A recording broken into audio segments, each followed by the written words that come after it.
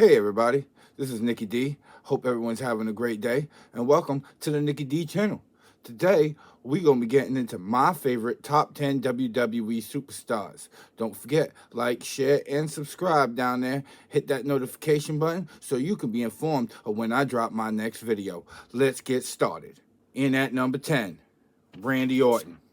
Born in 1980, Randy Orton is a WWE superstar, but before that, he was in the Marine Corps 1998 to 1999, and in 2000, he made his WWE debut.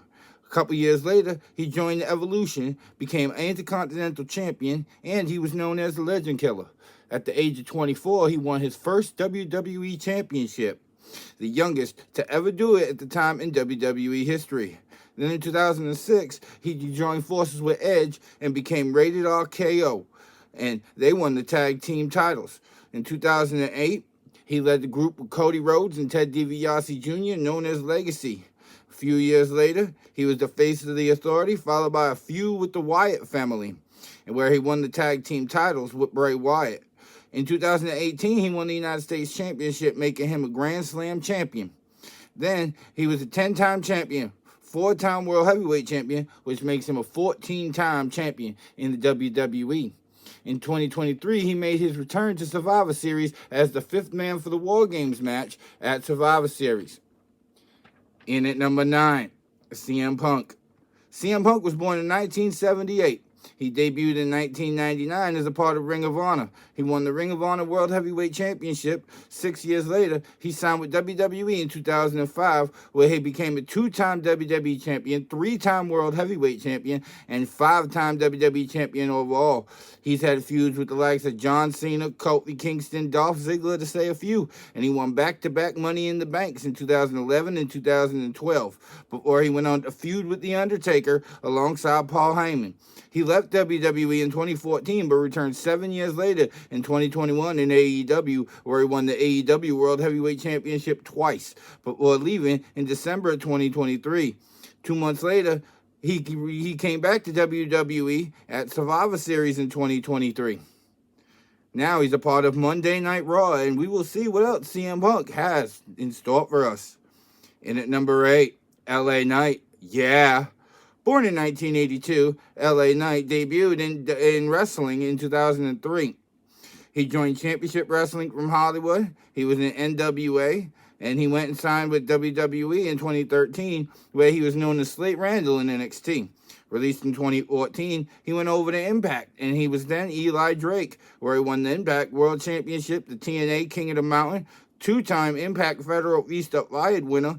In 2019, he joined NWA and became the NWA Tag Team Champion. And in 2021, he rejoined WWE, won the NXT $1 Million Championship, ran Max Dupree in the Maximum Male Models, before leaving them and becoming LA Knight.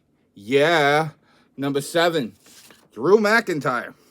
Drew McIntyre was born in 1985 in Scotland. He debuted in 2001 in the United Kingdom before signing for WWE in 2007 at the age of 22. Once signed with WWE, he went down to Ohio Valley Wrestling and Florida Championship Wrestling for training. In 2009, was the chosen one for Vince McMahon and the SmackDown roster. He became the Intercontinental Champion, the Tag Team Champion, part of 3MB with Jinder Mahal and Heath Slater before being released in 2014. Then he went to TNA as known as Drew Galloway before making his return to WWE in 2017. He became the NXT champion and worked his way up to the main roster in 2018, where he became Raw Tag Team Champion. He won the 2020 Royal Rumble, and then he defeated Brock Lesnar at WrestleMania 36 to win his first WWE Championship, and he was the only British World Heavyweight Champion in WWE history.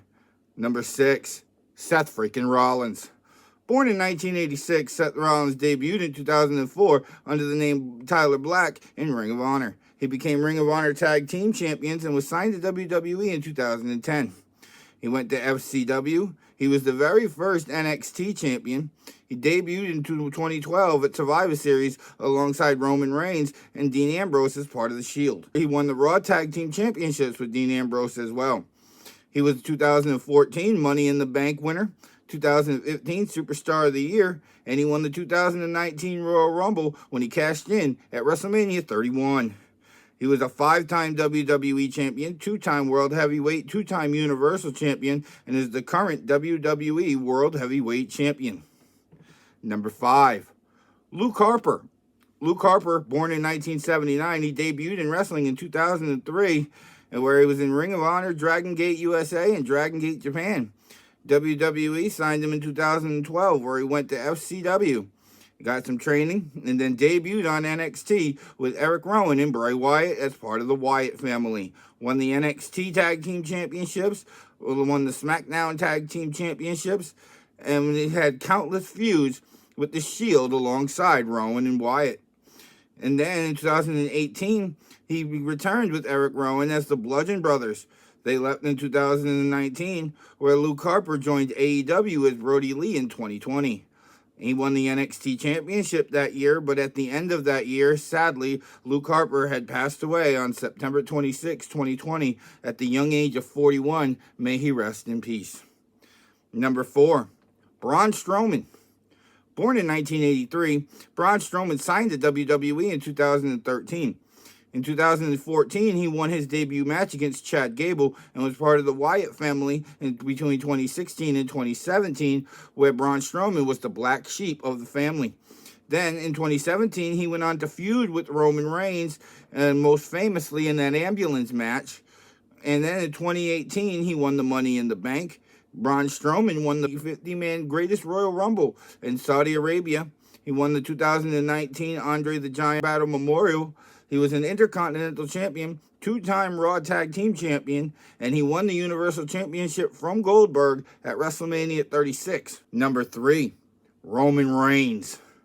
Born in 1985, Roman Reigns was a defensive tackle for Georgia Tech and then went on to the NFL, where he played for the Minnesota Vikings and the Jacksonville Jaguars.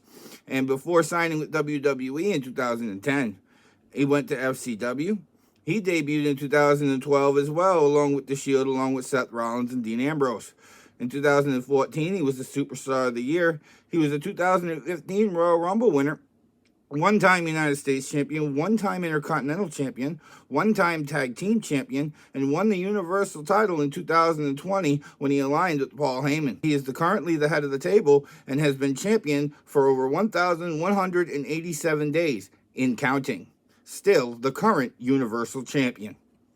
Now we have a tie for number 1.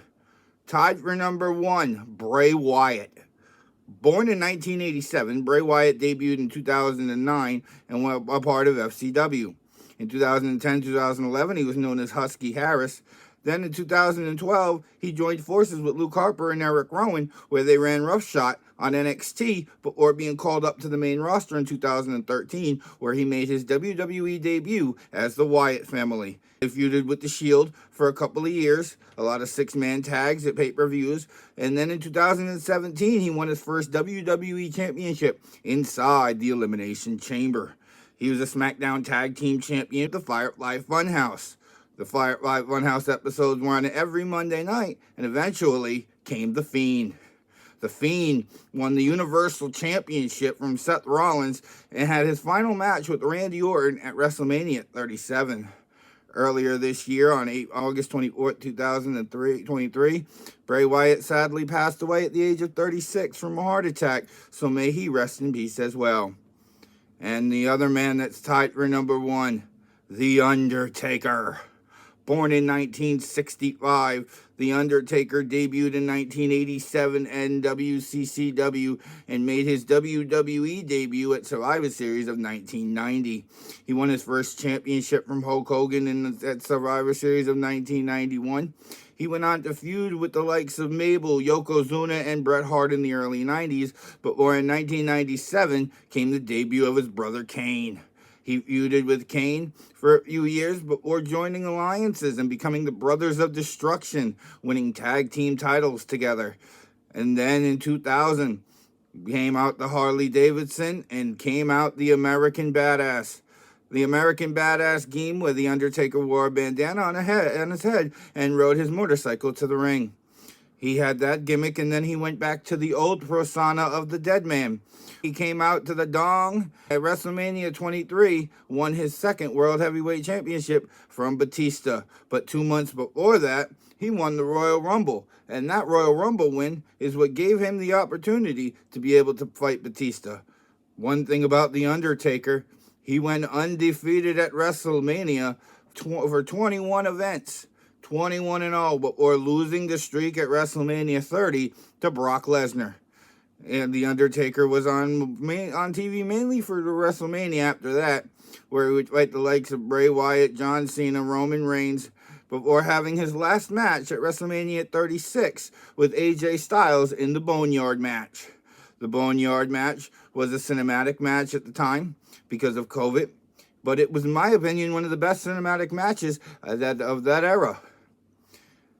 Other than that, that is my top 10 for favorite WWE superstars. Don't forget, like, share, and subscribe, and I'll see you next time on Nikki D's channel. Bye, everybody.